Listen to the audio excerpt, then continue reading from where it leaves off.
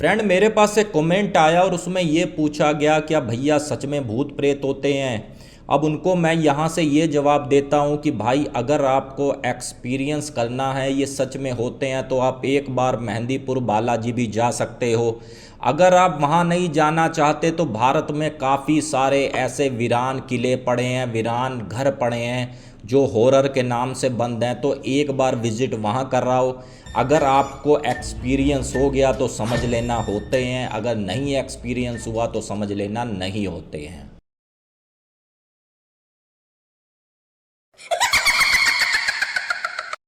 Friend, आप सबको मेरी नमस्कार। मेरा नाम है अजय। मैं यहाँ से आपके लिए हॉरर वीडियो, देवकीय चमत्कार और लोक कथाएं लेकर आता हूँ।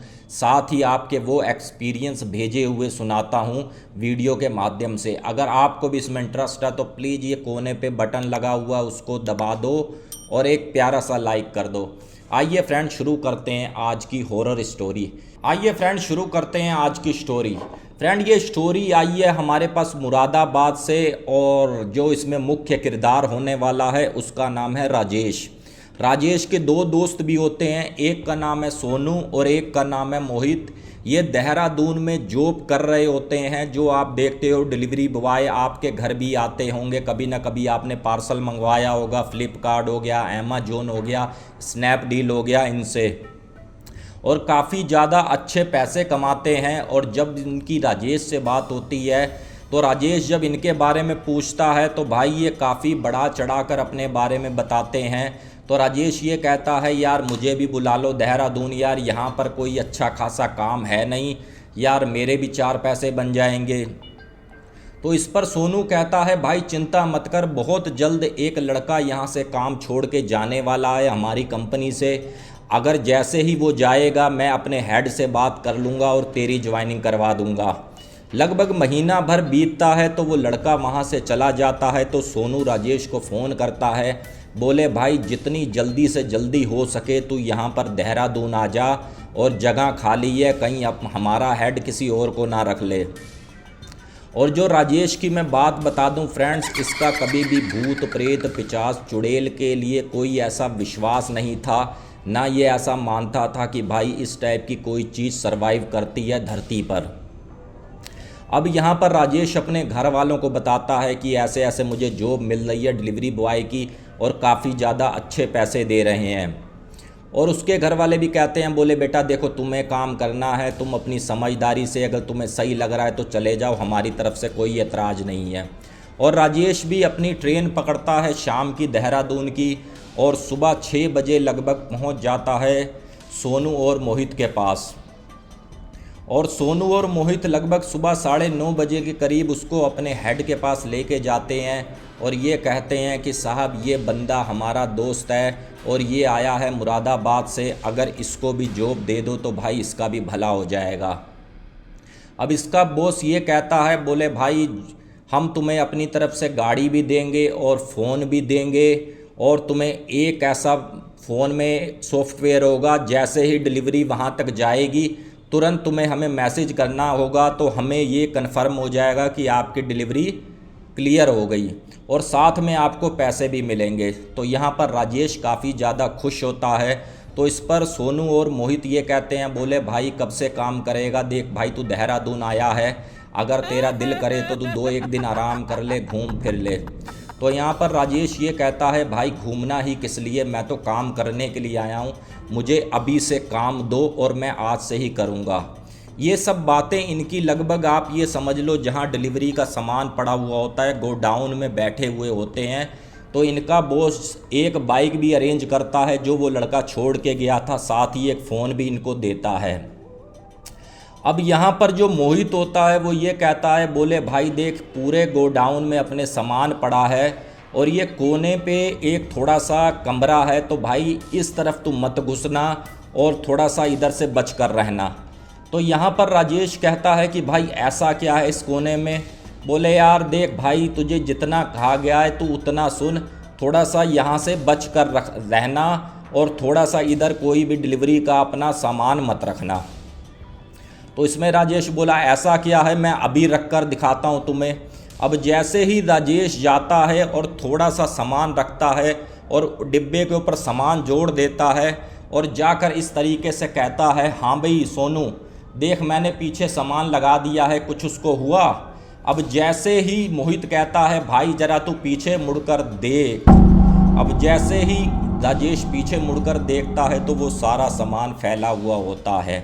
अब यहाँ पर राजेश ये सोचता है कि यहाँ पर भी भूत प्रेत होते हैं, लेकिन चलो जी कोई बात नहीं। बोले भाई देख इस जगह पे खाना मत खाना, इस जगह पर तो लेटना मत, इस जगह पर कोई सामान मत रखना, बस ये समझ ले कि ये कोना हमारे लिए सही नहीं है। अब जैसे ही अगली सुबह आती है तो उसका बॉस उसको वो हर चीज़ पकड़ाता है, गाड़ी हो गई, फ़ोन हो गया, और उसको लगभग 12 से 15 पार्सल दिए जाते हैं। बोले बेटा ये पार्सल लेकर जाओ, तुम अभी नए हो इस शहर के बारे में, तुम्हें ज़्यादा जानकारी नहीं, और ये शाम तक लगभग कंप्लीट कर कर आना। राजेश लगभग सुबह का निकलता है और उसको शाम हो जाती है 12 से 15 पार्सल लगभग देने में, और शाम को बॉस से कहता है कि भाई साहब मैंने सारे के सारे पार्सल दे दिए और एक भी पार्सल मैं वापस नहीं लाया और मैंने कंप्लीट कर दिए। तो इस पर काफ़ी ज़्यादा उसके दोस्त भी हंस रहे हैं, बॉस भी हंस रहे हैं कि भाई तूने 12 पार्सल ले गया तो उसमें शाम लगा दी।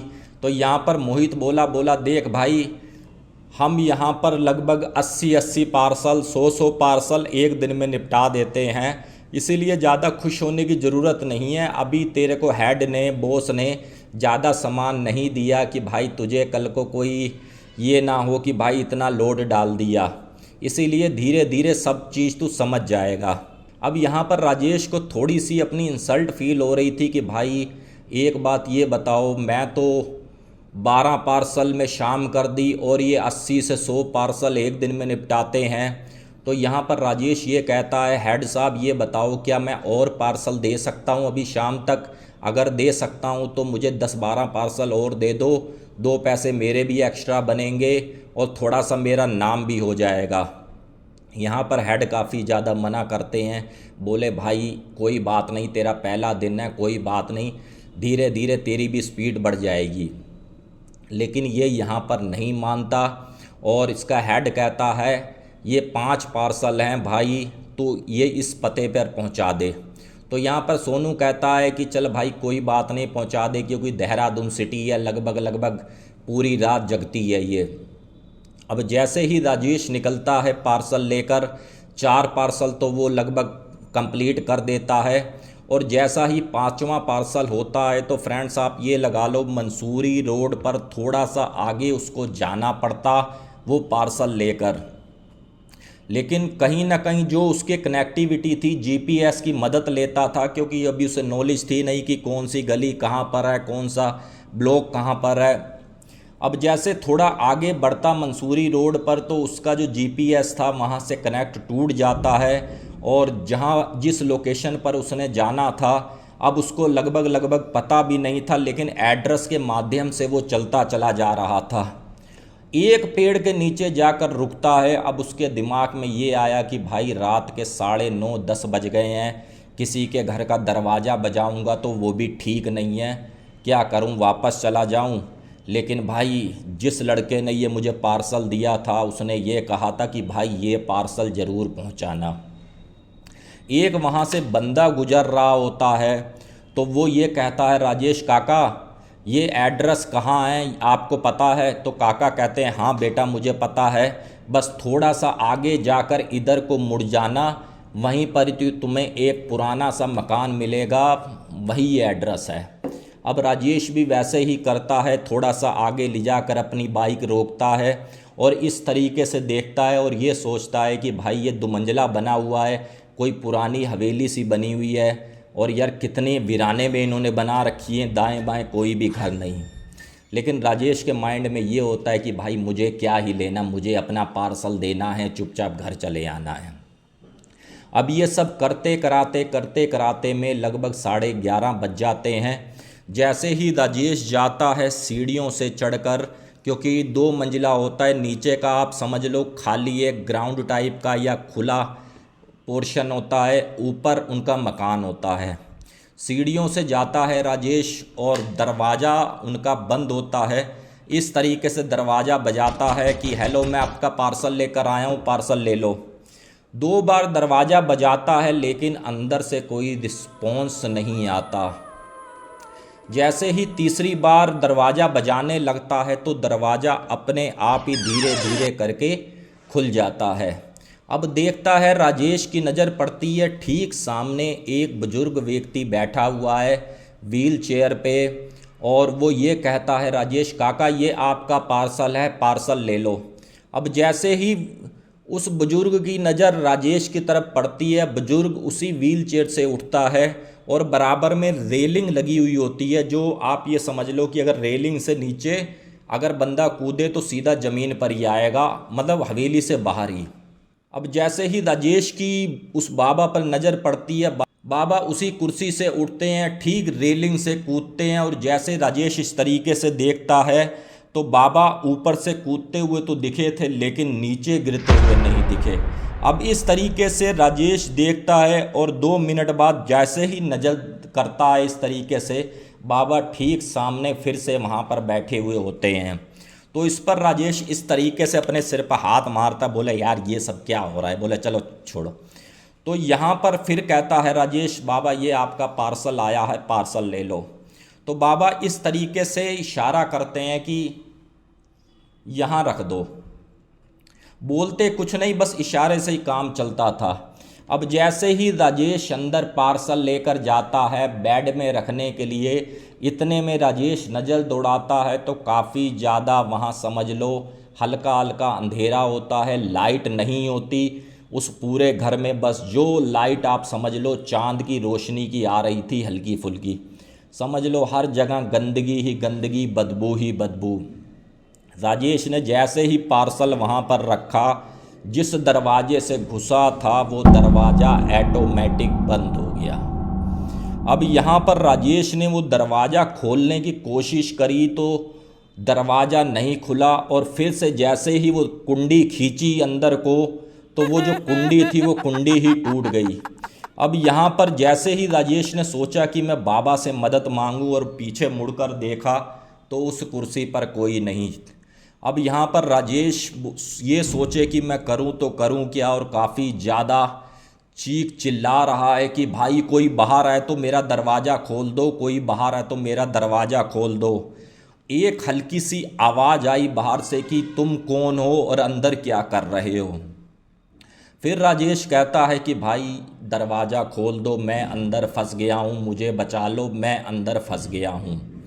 इस टाइप का चीखना चिल्लाना होता है, लेकिन बाहर से आवाज़ आनी शांत हो जाती है। और वो जो अपार्टमेंट आप कह लो जो होता है वो लगभग 2-3 कमरों का होता है। और इस तरीके से राजेश नज़र घुमाता है तो उसको एक लड़की बैठी हुई दिखी और काफ़ी ज़्यादा सिसक सिसक के रो रही है। यहाँ पर राजेश ये कहता है क्यों ना मैं इससे मदद मांगूं कि ये मेरी मदद कर दे। अब उसके पास जाता है, बोले दीदी मैं यहाँ पर फंस गया हूँ, मुझे बाहर निकालो दीदी, मैं यहाँ फंस गया हूँ। अब जब इतनी बात वो सुनती है, जो रो रही थी वो चुप हो जाती है और इसकी तरफ देखती है, और इसको देखकर राजेश भी डर जाता है और ये सोचता है कि भाई लगता है कि मैं भूत प्रेतों के जाल में फंस गया, क्योंकि उस लड़की की काफ़ी ज़्यादा आंखें डरावनी थी, जो ये काला लेंस होता है वो नहीं था, और काफ़ी उसके घने घने बाल थे, और मतलब बंदे को देख कर ही उसको डर लग जाए इस टाइप का फील राजेश को आ रहा था। लेकिन राजेश जो था अपना आपा नहीं खो रहा था और ये सोच रहा था कि मैं किसी तरीके से यहाँ से बाहर निकलूँ। फिर राजेश दरवाज़ा खोलने की कोशिश करता है, लेकिन वो दरवाज़ा खुले तो खुले कैसे, क्योंकि वो दरवाज़ा तो खुलना था अंदर को, बाहर को खुलने का मतलब नहीं है। अगर बाहर को खुलने का होता तो बंदा इस तरीके से धक्का मारता, इंस्पेक्टर दया की तरह, आपको पता है कि चलो टूट गया दरवाज़ा, लेकिन जो चीज़ अंदर को खुलनी है तो बाहर को तो पॉसिबल ही नहीं है।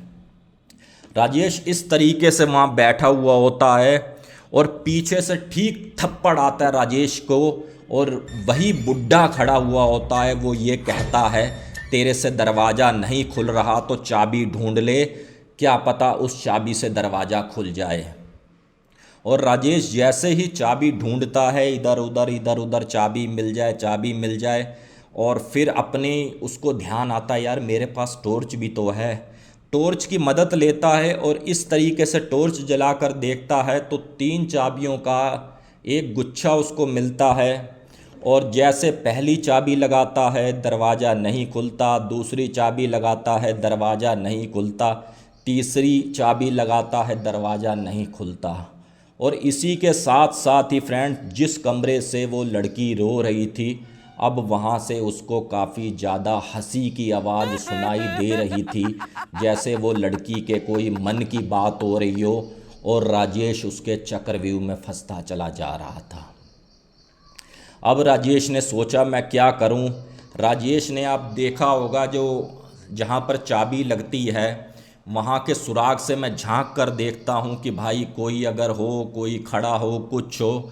अब जैसे ही राजेश इस तरीके से एक आंख बंद कर कर झांक कर देखता है तो उसको वहीं से ही एक कमरा नज़र आता है, और उसी कमरे में ही एक लड़का झांक कर देख रहा है, और उसके पीछे भी वही बुढ़ा बैठा हुआ था जो बुढ़ा ने इसके कंधे पे हाथ मारा था। अब जैसे ही राजेश इस तरीके से देखता है तो वही बुजुर्ग इधर है, वही बुजुर्ग उधर है। और जबकि मैं भी आपको बता दूं फ्रेंड, ये पॉसिबल ही नहीं है, अगर बाहर अंधेरा है और वो इतना सा छेद से आदमी कैसे देख लेगा। और वही चीज़ राजेश अपने आप को देख रहा था और एक ही बात चिल्ला रहा था कि कोई मेरी मदद करो, मुझे यहाँ से निकालो, कोई मेरी मदद करो, यहाँ से निकालो। अब भाई तुझे निकालें कौन, इतना घना जंगल, दाएं बाएं कोई घर नहीं। फिर जैसे ही 5-10 मिनट बीतते हैं तो क्या होता है, इस कोने से एक लड़की आप कह लो या तो वो अपाहिज होगी, रेंगती हुई आ रही है, रेंगती हुई आ रही है। राजेश उससे कहता है कि दीदी मेरी मदद करो, मैं यहाँ फंस गया हूँ और मेरे को यहाँ से निकालो। और वो जो लड़की रेंगती हुई आ रही थी वो कुछ भी नहीं बोलती, और ये फिर से कहता है दीदी चलो कोई नहीं, मैं आपसे कुछ एक सवाल पूछता हूँ, मुझे उसके जवाब ज़रूर देना। दीदी क्या मैं यहाँ से निकल पाऊँगा? तो उस लड़की का ऐसे करके सिर हिलाती है। दीदी आप लोग क्या इंसान हो? तो इस लड़की का इस तरीके से सिर हिलाती है। अब तीसरा सवाल पूछता है कि दीदी ये बताओ क्या मैं सही एड्रेस पे आया हूँ? तो उस लड़की का ऐसे करके फिर सिर हिलाना होता है कि सारे सवाल उससे पूछता है। तो राजेश हिम्मत फिर भी नहीं हारता। राजेश सोचा यार अब मैं करूँ तो करूँ क्या, करूँ तो करूँ क्या। फिर राजेश के दिमाग में एक आइडिया आता है कि जिस रेलिंग से वो बुढ़ा कूदा था क्यों ना उसी रेलिंग से मैं भी कूद जाऊं। कौन सा कोई 3-4 मंजिला है कि मैं नीचे गिरूंगा मर जाऊंगा। और वो रेलिंग ऐसे लगी हुई थी फ्रेंड्स, ये लोहे की रेलिंग हो गई, बराबर में बेड हो गया, डबल बेड हो गया। यहाँ से चढ़ना था और नीचे कूदना था, और जैसे ही नीचे कूदता आप ये समझ लो ठीक वो बाहर जाता और सामने उसकी बाइक खड़ी हुई थी। अब राजेश ने हिम्मत जुटाई, बेड पे चढ़ा और रेलिंग से पैर अपने उठाए सीधा नीचे कूदा। लेकिन जैसे ही नीचे कूदा और जब उसने अपने आप को संभाला तो ठीक उसी बेड पर अपने आप को उसने फिर से पाया। अब यहाँ पर फिर से कूदा, फिर से उसी बेड पे अपने आप को पाया। काफ़ी ज़्यादा अपने हाथ पैर उसने मारे, लेकिन कहीं ना कहीं और ज़्यादा वो उनके चक्रव्यूह में फंसता जा रहा था। और कुछ देर के बाद होता क्या है, दरवाज़ा अपने आप खुलता है, थोड़ा खुला, फिर 2 मिनट के बाद थोड़ा और खुला, फिर 2 मिनट के बाद थोड़ा और खुला। अब यहाँ से राजेश ने ये सोचा कि भाई मैं यहाँ से मौका बढ़िया है, भागता हूँ, निकलता हूँ। अब जैसे ही राजेश भागा है और अपनी गाड़ी के पास पहुंचा है और उसने फ़ोन मिलाया अपने दोस्त को, सोनू को, और सोनू ये कहता है कि भाई तू 4 दिन से है कहाँ। तो इस पर राजेश एकदम से हैरान हो जाता है कि भाई मैं 4 दिन हो गए मुझे यहाँ पर। और फिर उधर से आवाज़ आती है, बोले भाई यहाँ पर हमारे हेड गुस्सा हो रहे हैं, तू कंपनी की बाइक लेकर गायब है, क्या भाई तू मुरादाबाद तो नहीं चला गया कंपनी की बाइक चोरी करके? भाई देख, अगर कोई बात है तो क्लियर कर दे। यहाँ पर इतना ये सुनता है कि भाई मैं 4 दिन से यहाँ पर हूँ, और फिर से उधर से एक भारी सी आवाज़ आती है, मैं राजेश हूँ, कोई तो मुझे बचा लो, मैं राजेश हूँ, कोई तो मुझे बचा लो। जब ये आवाज़ सुनता है राजेश और ठीक उस बिल्डिंग की तरफ देखता है तो सामने यही बोलते हुए राजेश अपने आप को देखता है। अब राजेश को ऐसा महसूस हुआ, क्या मैं मर तो नहीं गया हूँ? बाकी फ्रेंड फ़िलहाल के लिए इतना ही। और ये स्टोरी हमको भेजी है मोहित ने, और मोहित का ये कहना है कि अजय भैया लगभग 5 दिन के बाद हमको राजेश उसी हवेली के सामने बेसुध हालत में मिला। हम उसको वहाँ से लेकर आए। आप ये समझ लो उसके कपड़े मैले, और पता नहीं खड़ा हमारे पास है और किसी और से बात कर रहा है, दीदी आप भी मेरे घर चलोगे, मेरे साथ चलोगे, इस तरीके से। और आज भी राजेश का जो मानसिक संतुलन है वो ठीक नहीं है। आप ये समझ लो अब तो वो मुरादाबाद अपने घर में है। पागलों जैसी आज भी उसकी हरकतें हैं, और लोग कहते हैं कि भाई इसको दौरे पड़ते हैं अपने घर में। यहाँ पर भी पता नहीं दीवारों से बात करता है, कभी छत से कूदने की कोशिश करता है, और 2 बार वो कूद भी चुका है, और जिसकी वजह से उसके एक टांग आज की तारीख में पूरी बेकार है और लंगड़ा के चलता है। बाकी फ्रेंड्स, कितना सच कितना झूठ अब इसमें मैं तो फैसला करूंगा नहीं, ये जवाब देना बनता है आपका। और आज की स्टोरी आपको कैसे लगी प्लीज़ कमेंट करके ज़रूर बताना, और चैनल को सब्सक्राइब नहीं किया तो चैनल को सब्सक्राइब कर देना। और लास्ट में मैं एक बात और मेंशन करूंगा, क्या ऐसा तो नहीं ये सारी चाल उसके दोस्त की थी जो उसने पार्सल दिया था और ये बोला था ये लास्ट वाला पार्सल ज़रूर दे देना।